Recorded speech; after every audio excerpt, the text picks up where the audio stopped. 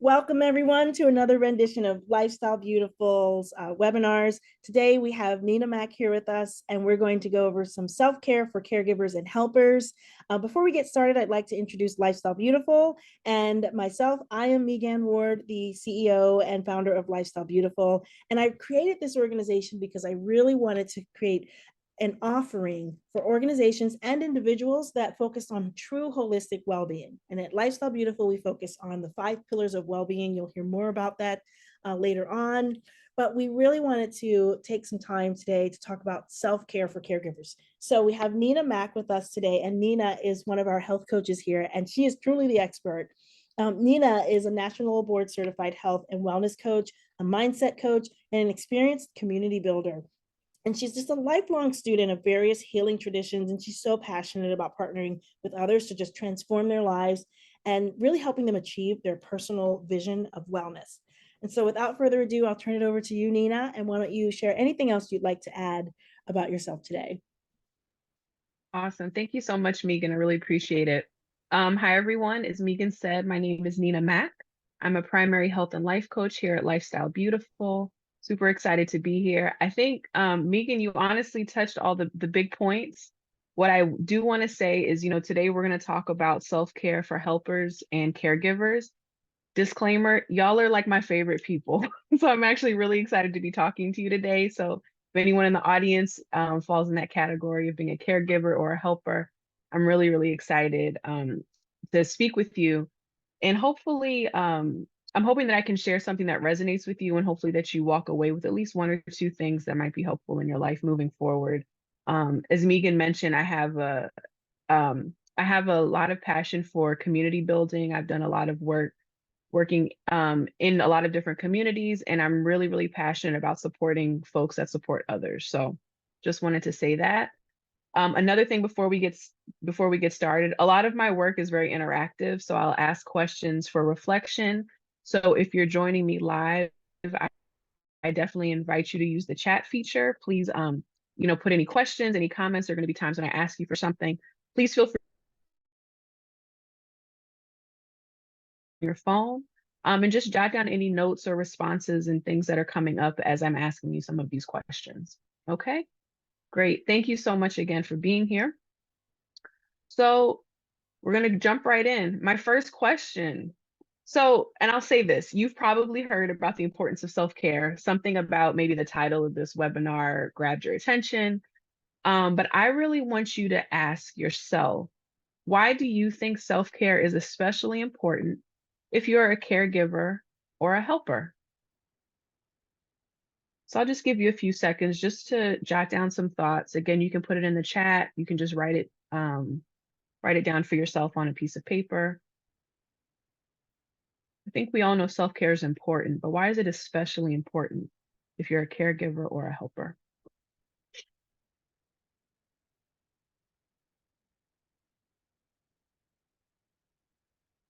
Okay. Awesome. Thank you. I see a few folks are putting in the chat. So you can be a better caretaker without burning out. Yes, that's a big one. Yes, I also see what tends to happen a lot of times is folks that are caregivers and helpers, they tend to put others' needs ahead of their own. They often neglect their own needs. They put themselves on the back burner. Okay. Yes, and some might find it selfish actually to focus on themselves when they perceive that others have greater needs than themselves. Got it. Okay. Thank you. Thank you for sharing. So again, this is, I'm going to ask a series of questions throughout the presentation, and it just asks that as things come up, just write them down, because this will be something that I think you'll be able to continue to reflect on. Perfect. So I'm really big on defining who we're talking about, what we're really getting into today. So when I use the term caregiver, one definition I came across that I think is a pretty common one. It's a broad one. A caregiver could be a family member or a paid helper who regularly looks after a child or a sick, elderly, or disabled person. A helper can be defined as a person who helps someone else. So obviously that is a huge umbrella, right? A huge umbrella of folks. Okay. So here, what I did is off the top of my head, I listed various groups and categories of folks that I think constitute caregivers and helpers. This is definitely not all encompassing. I'm going to go ahead and read through them, and I just want you to ask yourself if any of these categories resonate with you. Do you feel if anyone else should be on the list? Um, are there any folks that you feel are missing? Do you see yourself in any of these roles? One or more of them, things like that. So again, I'm thinking about folks who are parents and guardians of children.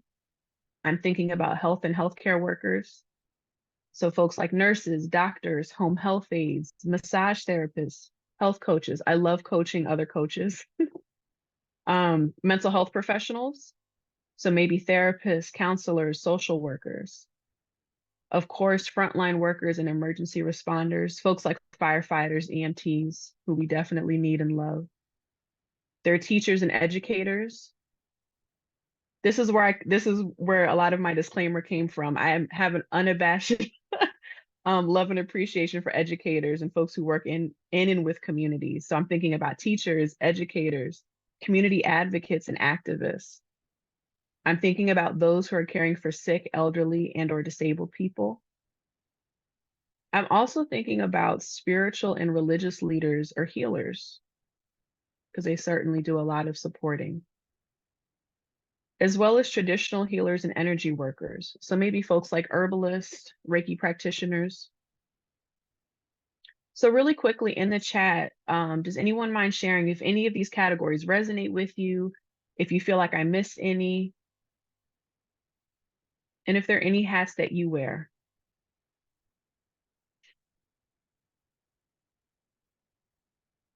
Okay. So this is interesting because I was thinking about this earlier as well. So I'm thinking about other folks in service professions. That's a good one. Folks like babysitters, grandparents, definitely anyone who's involved in caring for, raising children. You are absolutely in there and we need you. Perfect.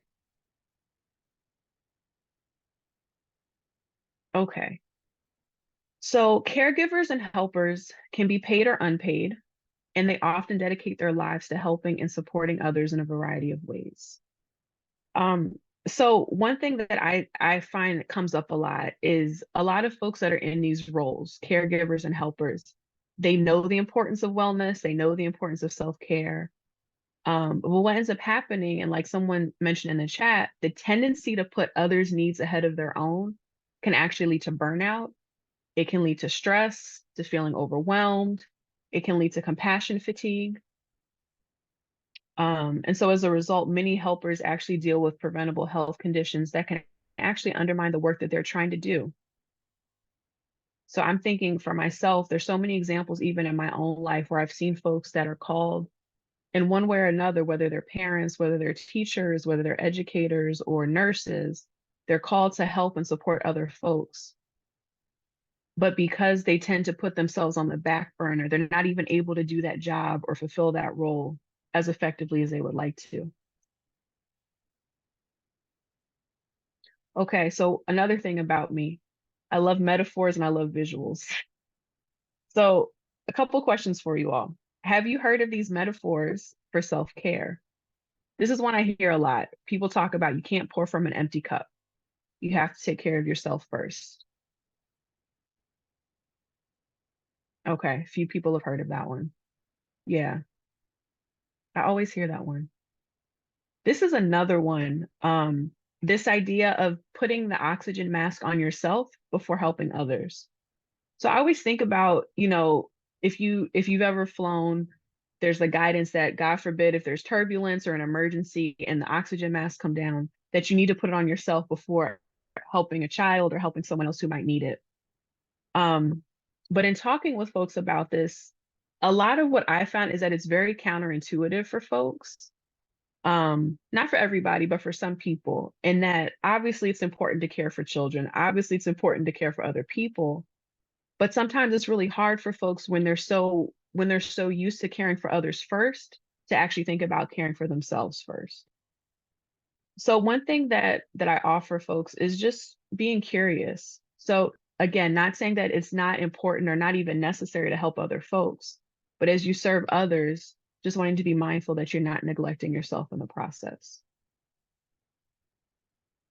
Since this in this example, I love this graphic that has a child in it. Um, I've talked to a lot of parents, a lot of busy parents that are so incredible in terms of meeting their kids' needs.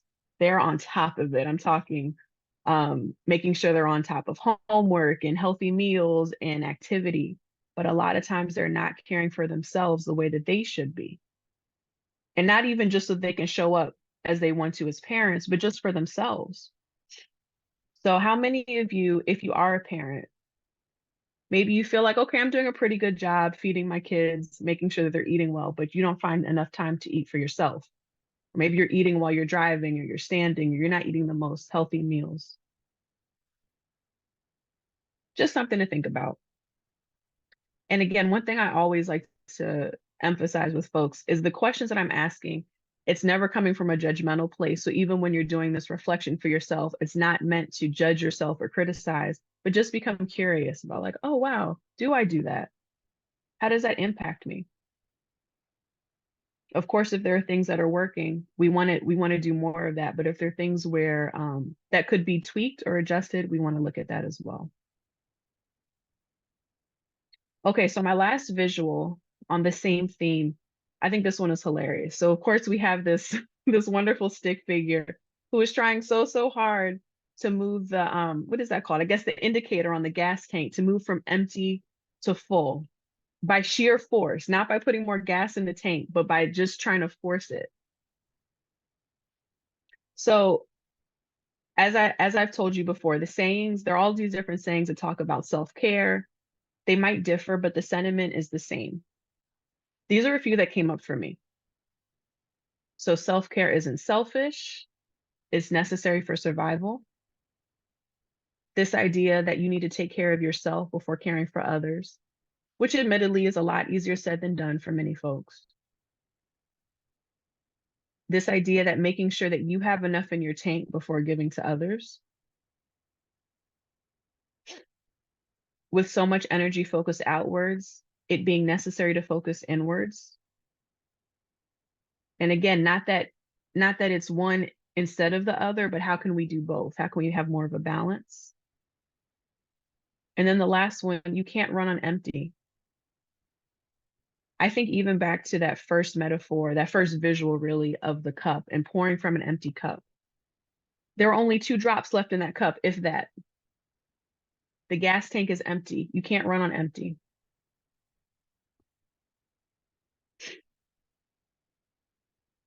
So, and again, I'll just say this is my opinion, just my opinion. While I think there is truth in each of these metaphors, they do reflect how many of us think of self-care, that it's something that's only to be used when we're already in crisis mode. So again, the cup is already empty. We're not at halfway, we're empty if we have a drop or 2 left. Crisis mode, the plane has hit turbulence, the oxygen masks have dropped. We're not, things aren't kind of shaky, they are shaky. The masks are already down. It's definitely a crisis when that gas tank is already on E. I know I've definitely pushed it, trying to squeeze the last few drops.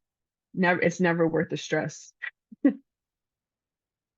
just some things to think about. So another question for you to think about is what would happen if we thought of self-care as a preventative measure? If we thought of it as a piece of an ongoing maintenance plan rather than an emergency or a crisis response? Yes. So yes, I love the connection to car maintenance, right? Again, the metaphors, analogies always really work well for me. So I'm glad that they resonate with other folks as well. Um, so one thing I'll say is I think a lot of times we tend to talk about preventative care for cars, for example. You might have a schedule where say at 30,000 miles, your car needs this service. 35, it needs this kind of service.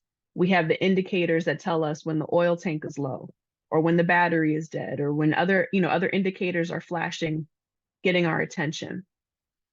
And so often, even though we might have these preventative maintenance, we have these reminders, and our car isn't running optimally, sometimes we push it. Sometimes we actually push it after those indicator lights come on.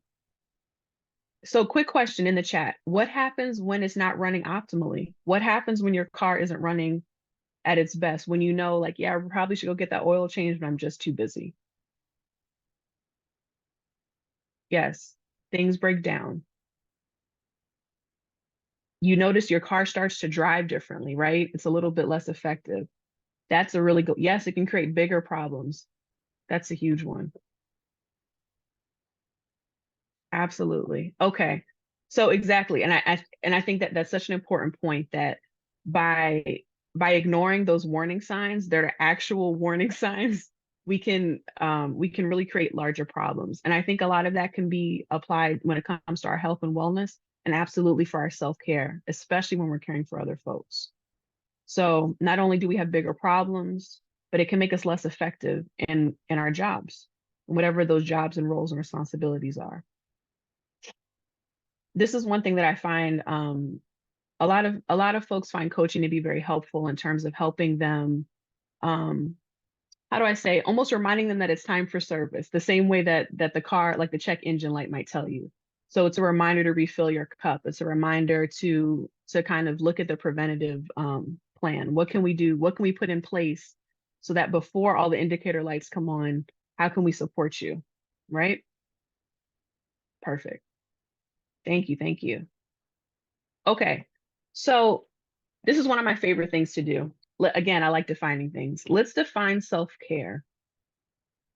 What comes to mind when you hear the word self-care? It seems to be a buzzword in the last couple years. I find that a lot of my work boils down to, especially as a health and wellness coach and as a life coach, a lot of my work comes down to self-care and wellness and lifestyle habits, things like that. And there's been a lot of, I want to say, misconceptions about what self-care is. A lot of us think about things like bubble baths and chocolate cake and taking a personal day from work, which absolutely can be self-care. But I do want to point out that it's highly personal and it can shift over time. The National Institute of Mental Health actually defines self-care as taking the time to do things that help you live well and improve both your physical health and your mental health. So again, these things can absolutely constitute self-care if they resonate for you, but what works for one person might not work for you. What you consider self-care might not be self-care for me. Does anyone want to share how you enjoy self-care? It could be any of these examples or something different. One thing I've been doing recently is just enjoying intentional quiet time and spending time in nature, even when the weather is changing. Oh, yep, we got a fellow. I go for a walk outside. Yes, meditation. Those are some of my favorites too. I was chatting earlier with someone about my Zoom background. So you can see I have my plants behind me. My backgrounds are always very aspirational. Oh, dance parties in my kitchen. Yes, I'm with you on that one. I definitely like to play music and dance around my house as well. I'm a very visual person. So one thing I like about my Zoom backgrounds, they actually bring me happiness. That could be a form of self-care. While I'm inside working, it brings a little bit of nature inside. And it's also a reminder for me to get outside as well. Great, great. Thank you so much for sharing.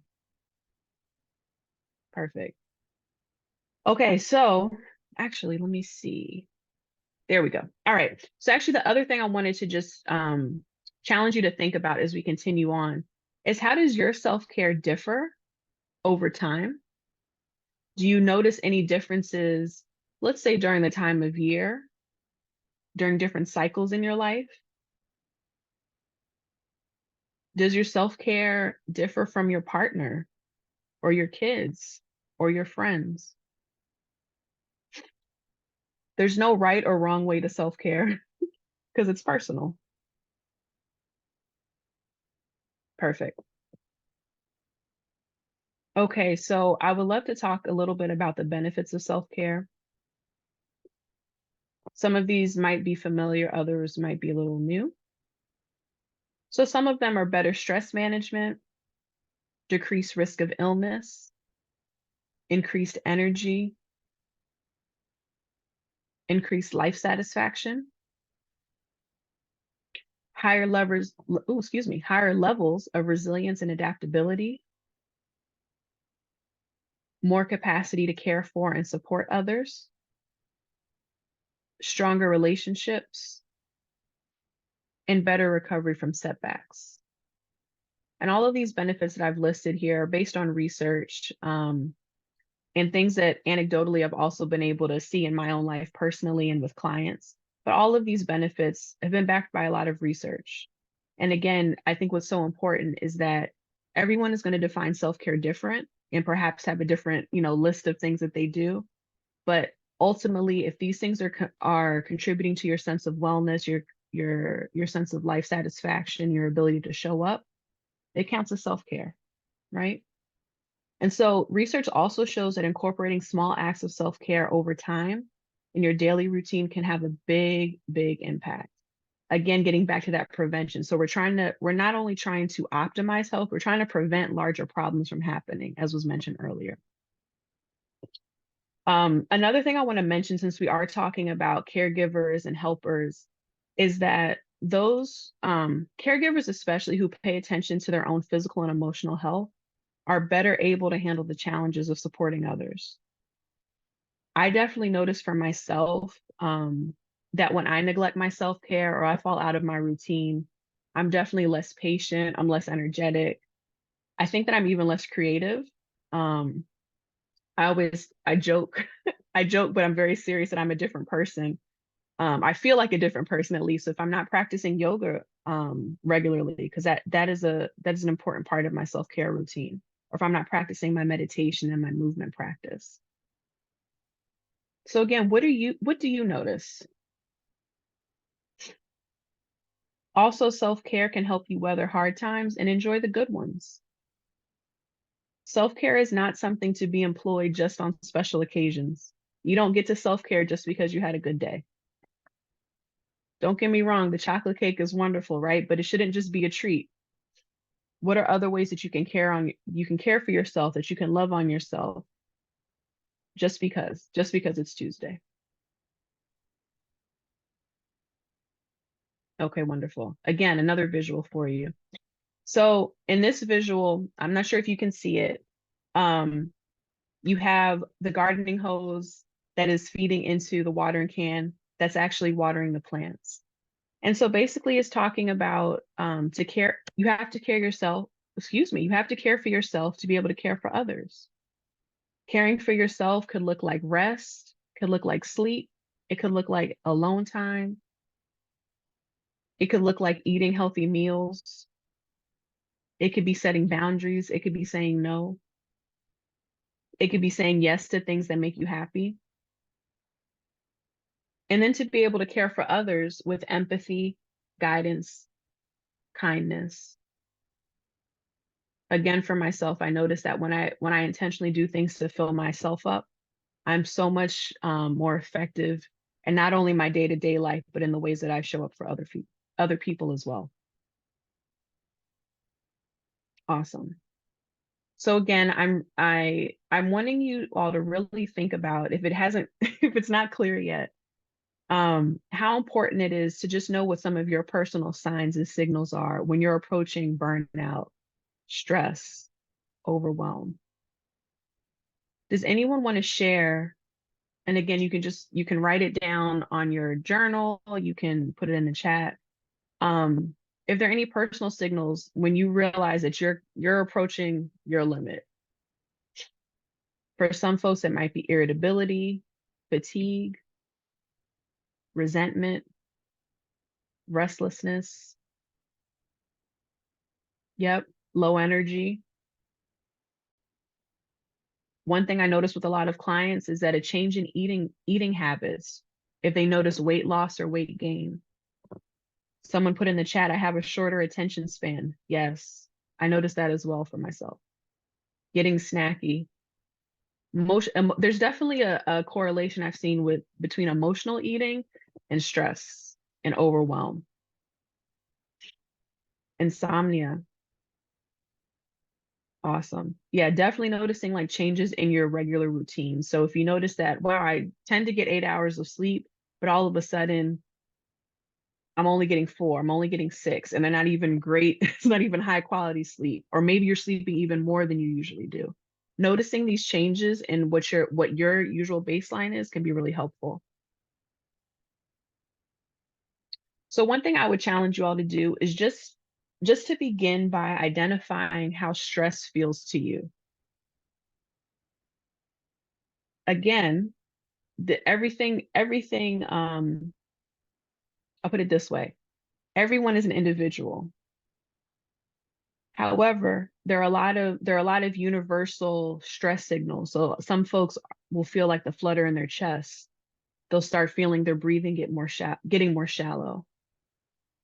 Figuring out what happens in your body when you start to feel stressed. What is your personal stress response?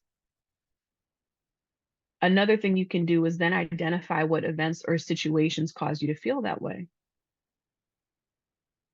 For example, if you're a caregiver, you might feel stressed by grocery shopping with your spouse when they're experiencing symptoms. It might be stressful for you to go to a school event with other parents that don't know about your child's medical history. That can certainly induce stress. The purpose of this is not to create more stress by having you think about them, but actually once you identify what situations are causing you stress, it can actually help you to be more prepared to avoid it and actually to cope with it when it happens, so it's not as much of a surprise. If you know that, okay, every week when I go to the grocery store, that can be a trigger, you can be more prepared. Absolutely.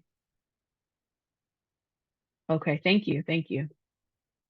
Okay, so shifting a little bit, since we are talking about self-care, one thing I didn't mention about myself is I have a holistic and an integrative focus to my work with clients. So, um, although obviously it's very important to look at physical health, there's so much more than that. There's a lot of research showing that wellness goes beyond just addressing our physical needs. My approach to self-care is a holistic one. It's really taking a whole person approach to self-care by addressing the multiple dimensions of wellness. So in this particular example, there are actually 8 dimensions of wellness here at Lifestyle Beautiful. We use a model based on Duke University's work. And so based on the multiple dimensions of wellness, I put together a list of some holistic self-care habits that I personally have used that I found helpful with clients. And I just want to take a few minutes just to kind of go through this list and see if any of these resonate with you, or if anybody has any questions. So I know I put a lot on this on this one frame, so I'm not going to read everything, but I'll just call out a few. So, and again, these are some things that folks pointed out in the chat. Spending time in nature, getting adequate rest and sleep, physical exercise and movement, keeping hydrated, self-reflection is a big one, yes. So it could be things like adopting a gratitude practice or an accomplishments practice. Simply listening to your body, bringing self-awareness and awareness into the present moment. Mindfulness is the practice of bringing your awareness fully into the moment. There's so many different ways to practice mindfulness, and there's correlation. There's actually a lot of research that shows mindfulness can help reduce anxiety, it can help with depression, it can help with mood, it can help with stress. So incorporating mindfulness into your life, whether it's through movement, through mindful eating, through meditation, through mindful breathing, absolutely. A lot of folks like creative outlets such as painting, dancing, journaling. One thing that I think is that I think is super important for caregivers and helpers, this idea of asking for help. Often if you're the helper, it might be hard for you to ask for help yourself because you're either so good at doing it all, or maybe you don't feel like you can ask for help, or maybe there aren't other folks to ask for help. or maybe that's your perception. If I were working with you, one of my things would be helping you to identify places where you can get some support. Are there places where you can delegate tasks? Are you able to hire help, even if it's part-time? So for example, some folks, if they're able to hire someone to come in and help with house cleaning once a month or every other week, or help with childcare, maybe it's mental health support, maybe doing a swap with a neighbor or a family member, even sharing responsibilities for childcare to relieve the burden on somebody else, for someone else, excuse me. So anyways, there's so many different things. Of course, this is also not all encompassing. These may or may not resonate with you. Are there any other things that come up for folks? Other self-care habits that either you've used yourself or that you've seen other folks use?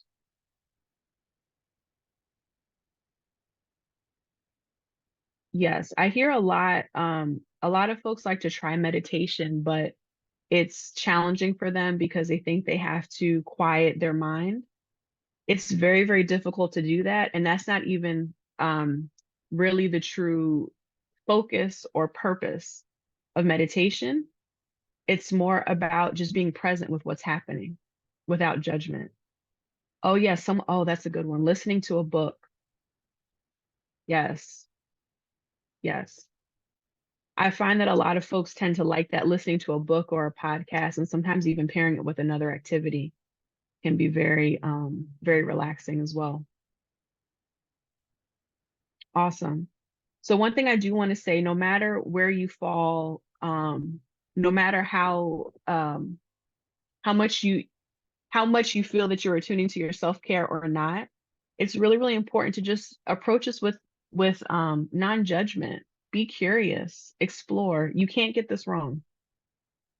This isn't meant to be prescriptive, like, oh, this is something else I have to do on my very long to-do list. Just a starting point. These habits that I listed are more like a toolkit that you can use. So you might decide, okay, I'm going to try one of these for a month and see how it goes. Maybe I'll try a journaling practice. Or as was mentioned in the chat, maybe I'll try listening to a book and see how I like that. Even if you decide or discover that you don't actually like that thing, you can't mess up. You can't fail because you tried it. And then you said, okay, that's not really working. I'm going to try something else. Great. Okay. So after I've talked to folks about the importance of self-care, the importance of taking care of yourself, putting yourself first, I usually get a lot of times I'll get an eye roll and say, that sounds wonderful, Nina. How do I find the time to do that?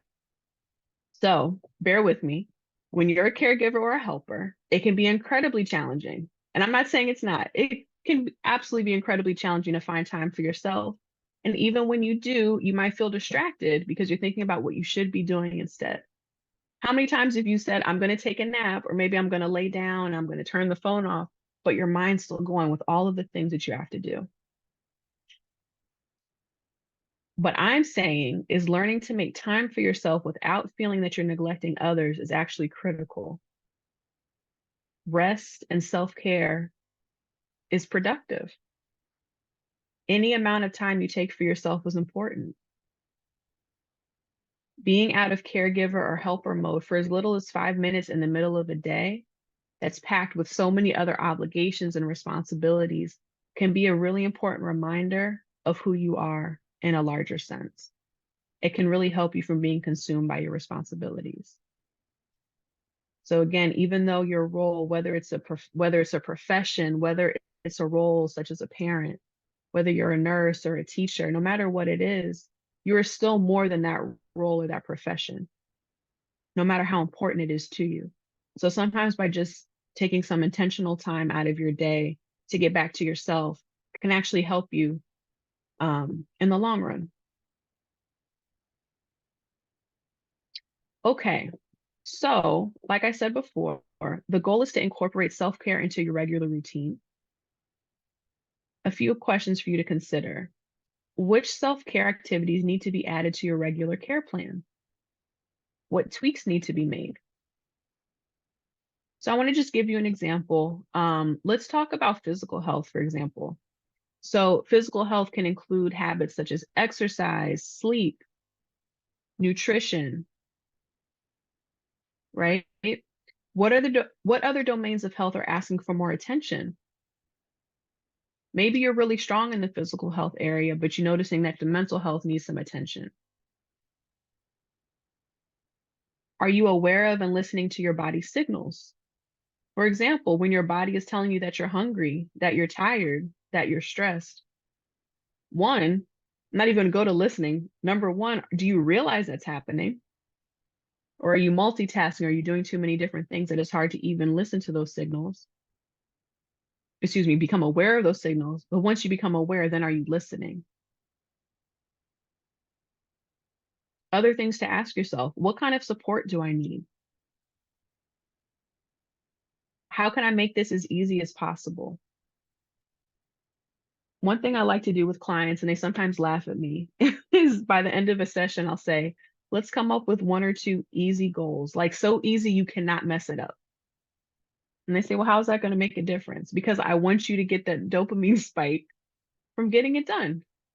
How can you make it as easy as possible? And sometimes those little changes are the ones that can lead to really, really great success and really great results. And also make it more likely that we continue to build on them. Another big question I like to ask folks, especially those that tend to put others before themselves, what activities did I enjoy before I became a caregiver or helper? And you can fill in the blank, especially if that language doesn't really resonate with you. What activities did I enjoy before I became a parent? Before I became a spouse? Before I became a nurse, an educator? How can I incorporate them into my life? And again, these might be activities that you haven't stopped doing, but maybe you're not doing them as often as you used to, or as often as you would like. How can you incorporate them into your life? So one thing that I notice a lot of times is folks when they're going through major life transitions, on top of having other life responsibilities, it can be really difficult to incorporate or reincorporate a routine of something that they did in the past. So for example, if you used to enjoy going out dancing with friends, one thing you could do is maybe try scheduling a standing dance class with them or an outing, maybe once a month. Maybe going out weekly isn't feasible anymore. That's fine. Maybe try once a month. The idea is to make it accessible. The point is also not what you do or how you do it, but that you take time to care for yourself. It's really impossible to take good care of anyone else if you're not taking care of yourself first. Okay, I got more questions for you all. What things fill your cup? And again, I hope you're taking the time to just do some self-reflection and maybe jotting down, what adjustments do I have to make? What adjustments do I have to make in my schedule to accommodate my non-negotiables for self-care? Another thing that some people find helpful, especially because this idea of self-care being this big thing for a lot of folks, is don't make it a big thing. Don't say self-care is the spa day. There's so much in between doing nothing and doing a full-on spa day. What can you do? What will you do when you have 5 minutes available versus 30 minutes versus 60 minutes? So I saw some folks in the chat were talking about picking up a good book, whether you're doing an audio book, whether you're reading. You could do that in any amount of time. Maybe it's reading a chapter before bed. Maybe it's taking it during your lunch break. My challenge to you is to be flexible with self-care, excuse me, but not to the point that you're not doing it. It's always a worthwhile investment.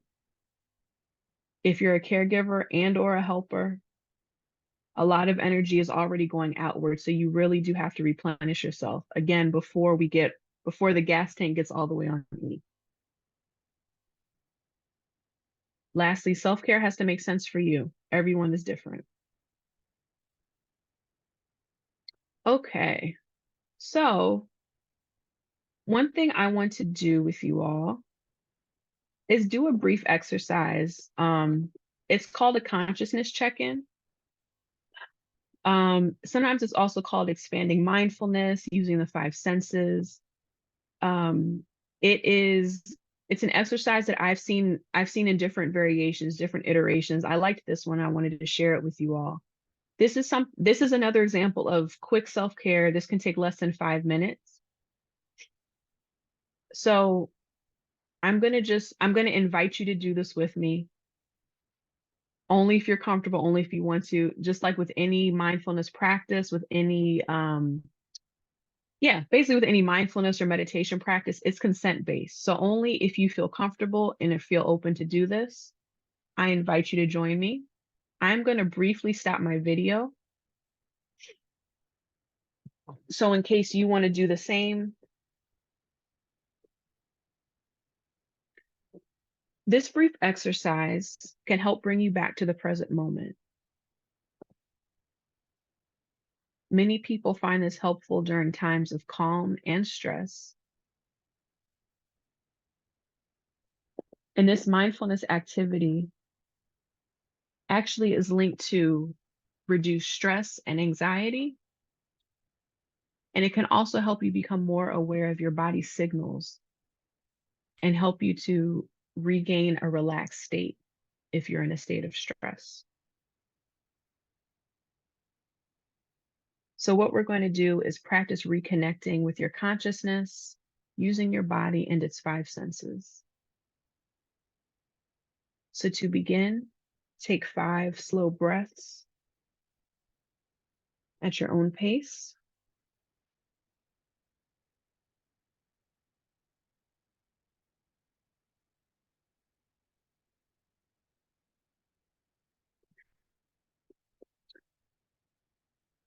And now I'm going to guide you through the activity. What are 3 things you can hear?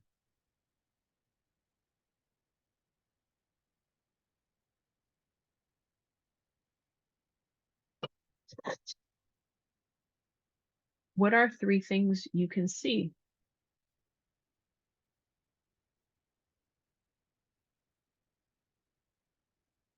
What are 3 things you can smell?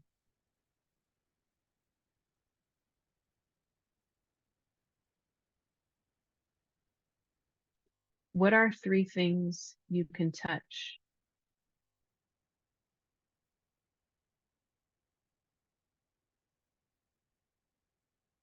And if applicable, what are 3 things you can taste?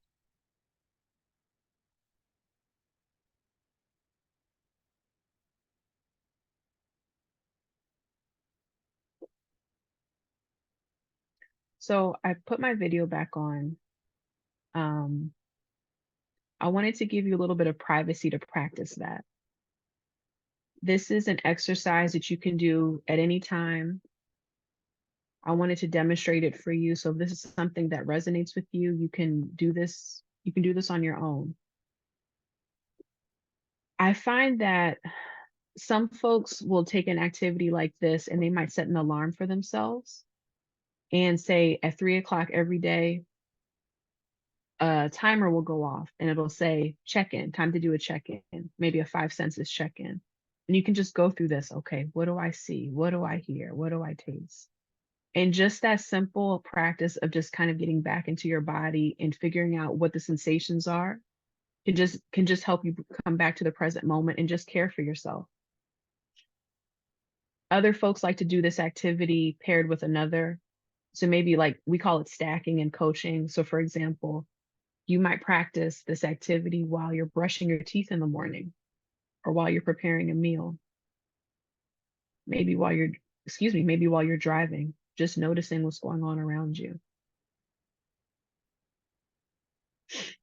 This is also called a grounding practice because it helps to send a safety signal to your body when it's stressed or emotionally activated. On the flip side, this is something that can benefit you even if you're not particularly stressed, even if you just want to take a minute to reconnect, almost reset throughout your day. Okay. So thank you for everyone who honored how they were feeling, whether you chose to participate or not in that activity. Would anyone like to share how that felt for them? Honestly, whether you loved it, hated it, indifferent, any feedback. Okay, so feeling a little bit more relaxed.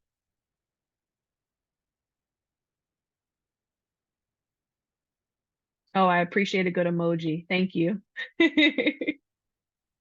Okay, great. I always like to ask because again, all of these practices, um, we're trying them out to see what works for us. Keep what works, throw out the rest, right? What I love, someone else might hate. But I do appreciate you being open to trying this. And if you felt like you didn't want to today, I really appreciate you for honoring that as well. Okay. So before we end, I just want to leave you with this. Self-care isn't selfish, it's necessary. This is a quote that I've heard so many different times in so many different ways, and I think it just um, sums up what I would really like to get across to you all. And honestly, for those of you that are caregivers and helpers, we need you and we need you to be able to show up 100%, not just because of all of the wonderful work that you do in the world, but because you deserve it for yourself. So thank you. Thank you so much, everyone, for your time today. Thank you for joining me. I really, really appreciate it.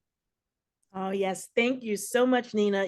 This phrase really resonates with me, that it's not selfish. And so many people we've just been taught that it is. And I really wanted to draw out, I love the part where you said people are so busy.